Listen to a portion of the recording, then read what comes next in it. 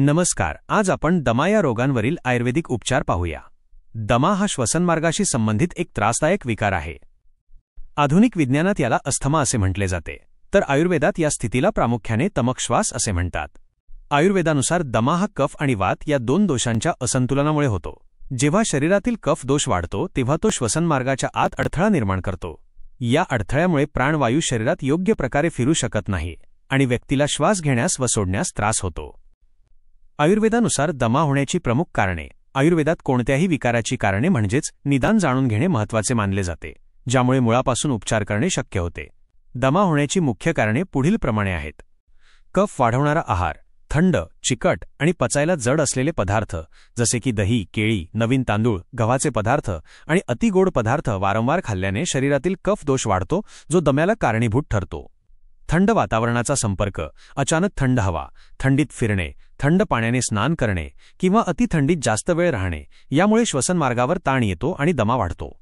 वेग धारण करणे, नैसर्गिक वेगांना बळजबरीने रोखल्यास शरीरात वातदोष वाढतो आणि तो कफासोबत मिसळून दम्याचा त्रास वाढवतो. धुळीचा, धुराचा संपर्क, प्रदूषण, धूळ, परागकण किंवा धुराच्या सततच्या संपर्कात येणे हे श्वसनमार्गातील संवेदनशीलतेला वाढवते आणि कफ निर्मितीस प्रोत्साहन देते.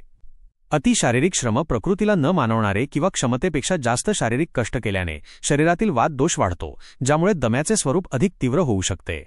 मानसिक ताण, चिंता, भीती आणि अतिताणामुळे शरीरातील वात आणि प्राणवायूचे असंतुलन होते, जे दम्याच्या त्रासाला उत्तेजित करते. 2. अस्थमाची मुख्य लक्षणे. दमा झाल्यावर व्यक्तीमध्ये कफ आणि वात दोषांच्या बिघाडाचे संकेत देतात. श्वास घेण्यास त्रास, विशेषतः रात्रीच्या वेळी किंवा पहाटेच्या वेळी श्वास घेण्यासाठी खूप प्रयत्न करावे लागतात. घुरघुर आवाज, श्वास घेताना किंवा सोडताना छातीतून विशिष्ट प्रकारचा शिटीसारखा आवाज येणे. खोकला, कफ अडथळा निर्माण करत असल्याने वारंवार खोकला येतो. अनेकदा कफ बाहेर काढण्यासाठी खूप जोर लावावा लागतो. छातीत जडपणा, श्वसनमार्गात कफ जमा झाल्यामुळे छातीवर दाब आल्यासारखे वाटणे. अस्वस्थता, श्वास घेण्यासाठी लागणाऱ्या अतिरिक्त प्रयत्नांमुळे व्यक्तीला थकवा जाणवतो आणि अस्वस्थता येते. मान वर करून श्वास घेणे, कफामुळे श्वसनमार्ग अरुंद झाल्यावर श्वास घेण्यासाठी व्यक्ती मान वर करून बसते. 3. आयुर्वेदानुसार दम्यावरील उपाययोजना. आयुर्वेदिक उपचार केवळ लक्षणांवर नियंत्रण न ठेवता दोषांना संतुलित करून रोगाचे मूळ कारण दूर करण्यावर भर देतात. पथ्यकारक आहार आणि जीवनशैली. दम्याच्या रुग्णांसाठी आहार आणि विहार, जीवनशैलीत सुधारणा खूप महत्त्वाच्या आहेत. आहार. नेहमी गरम आणि ताजे अन्न खावे. आहारात जुने तांदूळ, मूग डाळ, लसूण, आले, हळद, भाजलेले पदार्थ यांचा वापर करावा. कफ कमी करणारे मसाले जसे की काळी मिरी, पिंपळी, त्रिकटू जेवणात वापरावेत. टाळायचे पदार्थ. दम्याच्या रुग्णांनी दही, केळी, थंड पाणी, आईस्क्रीम, तळलेले व पचायला जड असलेले पदार्थ, गव्हाचे पदार्थ खाऊ नयेत. गव्हाचे पदार्थ पूर्णपणे बंद केल्यास 50 ते 60% दमा कमी होतो. विहार, जीवनशैली. थंड वातावरणात थेट संपर्क टाळावा. एसीमध्ये राहणे टाळावे. नियमितपणे प्राणायाम, विशेषतः भस्त्रिका आणि अनुलोम विलोम करावे. धूम्रपान किंवा धूळ असलेल्या वातावरणापासून शक्यतो दूर राहावे. आयुर्वेदिक औषधे. दम्यामध्ये साचलेला कफ पातळ करून तो शरीराबाहेर काढणे आणि श्वासनलिकांना मोकळे करणे महत्त्वाचे असते. यासाठी आधुनिक वैद्यकानुसार वेगवेगळ्या औषधांचे पंप वापरले जातात. हे पंप रुग्णाला कायम घ्यावे लागतात. अशा पंपापासून सुटका करून देणारी अनेक प्रभावी आयुर्वेदिक औषधे आहेत. अडुळसा वासा हे प्रमुख औषध आहे जे कफ पातळ करते आणि खोकला कमी करते. ज्येष्ठमध श्वासनलिका आणि घशाला आराम देते. त्रिकटू चूर्ण म्हणजेच सुंठ, मिरी व पिंपळी यांचे मिश्रण होय. हे कफ कमी करण्यासाठी अत्यंत प्रभावी आहे. तालीसादी चूर्ण खोकला आणि श्वासोच्छ्वास सुधारण्यासाठी वापरले जाते.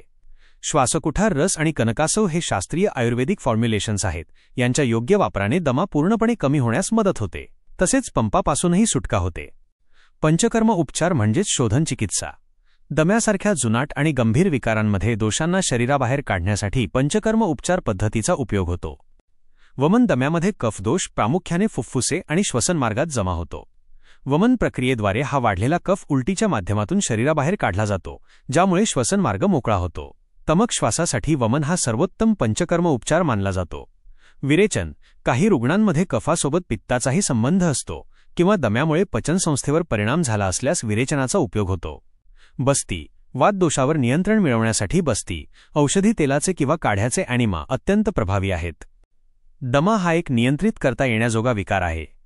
आयुर्वेदात तमक श्वास समजून घेण्यासाठी दोषांचा अभ्यास, कारणे टाळणे आणि योग्य उपचारांचा त्रिसूत्री वापर केला जातो. आहार, जीवनशैली, औषधी आणि पंचकर्म यांच्या योग्य संयोजनातून दम्याच्या लक्षणांवर प्रभावी नियंत्रण मिळवता येते आणि श्वासोच्छ्वास अधिक मोकळा व सहज होतो.